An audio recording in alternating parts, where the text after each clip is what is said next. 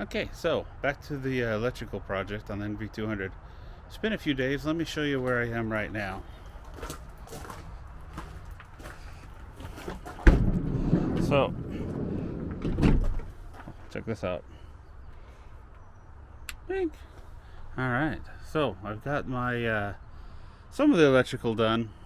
Let me hop in here. I originally was going to put my fuse box back here because I use this little space for its valuable storage. I was going to put the fuse box back under at the bottom of this thing, but you know, hiding it back behind here, I didn't lose any space at all. Sure, it's not easy to get to, but I shouldn't have to get to it that often, and actually I can get to it just by removing the stuff in this cabinet right here, and then I can see the fuse box back there. It's pretty well protected. I might put a piece of plexiglass over it eventually, but for now, it's all right. Okay, now, what I don't have done, though, is power supply. So that's all the distribution. The fuse box, which is underneath this cabinet, runs underneath the door panel here. Let me show you. This little turn on some more lights here. Got them, might as well use them. So this little kick panel piece comes up. This comes out. I've got the lines running under there, and well, and I just have a little temporary battery right now. So that's just a little small fish finder battery that I got everything running on right now. And so what I need to do now is take the line. I'm going to run it just right under here, and I got my new battery is back here behind the seat. So here's my bed. This is where I normally put my jackery anyways, so the extra battery is no big deal. What I have to do next is connect that auxiliary battery up to the main battery up in the front of the vehicle and put it on a switch. Alright, so what I'm going to use is called a smart switch. And the way the smart switch works, it's for connecting a second battery up to your main battery, and the switch will you wire from your main battery to the switch, and then from the switch to the second battery.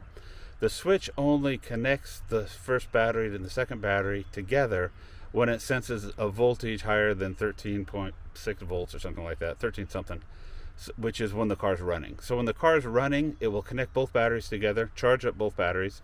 But when the car isn't running, that switch closes, it opens, and then those batteries are no longer connected. So what that means is that it will charge my house battery when the engine's running.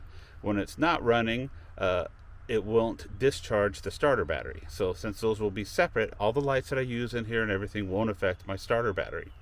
I'll always have my starter battery to start the vehicle. So smart switches, I used them in my truck canopy build, which I've got a link below if you want to see my truck camper, and it's worked great for the last few years. So you know, solar panels are great. If you're going to be living out of a vehicle and running a fridge, you need constant power all the time, solar panels are great. But the way I use the van, I'm pretty much driving most days, or if I'm going to sit in one spot, it's going to be a couple of days, and everything's pretty low voltage or low wattage in here.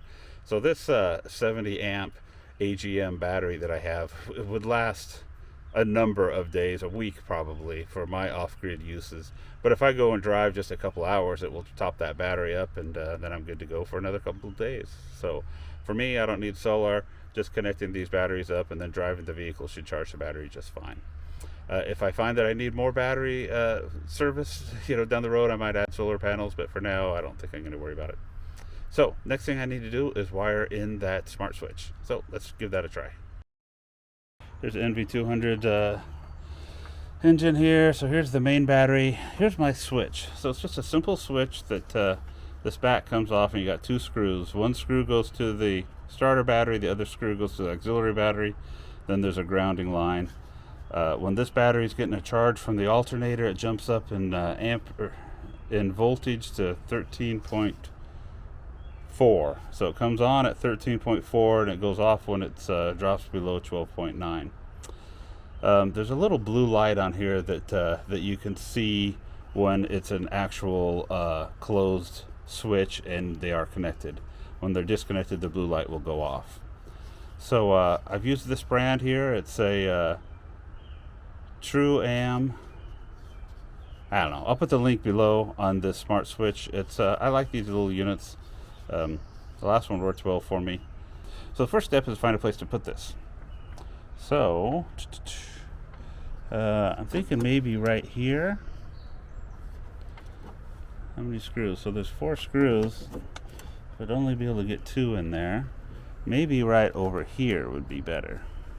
Have to relocate those wires, but that might not be a bad idea. But let me poke around in here a little bit and figure out a place to mount this thing. I'll get back to you after I have it mounted.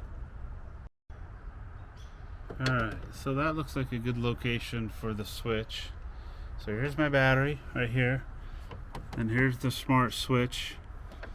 You know, this hinge comes down to right about here, so I just got it temporarily mounted here right now. There's two outlets here for your positive going into the battery and out to the other battery, and then there's a ground. Got another ground right down here that I'll tie into. So the next step is to connect one positive cable to this battery and one positive cable through the firewall running out to the second battery. Okay, so I've got the battery isolator installed now. So there's 2 cables, one going out to the battery in the back and then one going out to the main battery up here, and then a grounding cable. The grounding cable I got just running right down into here. So between the main battery, I've got a positive terminals coming out into a fuse block. This one happens to be a circuit protector that you can trip it right here and then reset it. That resets the circuit breaker. So that power cable goes up into the battery switch. The other one goes out back under here, which you can't really see, through the firewall to the rear battery. Okay, so let's take a look at the main battery here. So what I did is I put the battery just right behind the driver's seat here. It's a little hard to see, but so what I did is that the black thing you're seeing here is just the bottom of a battery case that I just cut in half and turned it over. And so the first of all, we've got this red cable coming in here on the top into another circuit breaker that goes around and it wraps into the battery. That's the one that's being fed by the switch in the front. And then the negative is coming up under this plastic cover, and just connecting up to the negative cable. Positive cables, I've got a fuse installed here, so also connected to the positive cable, it goes to this maxi fuse right there. From that maxi fuse, I've got the cables running under the floor, and then right along the trim of the door, and then up behind this case into the fuse box that I showed you earlier back there.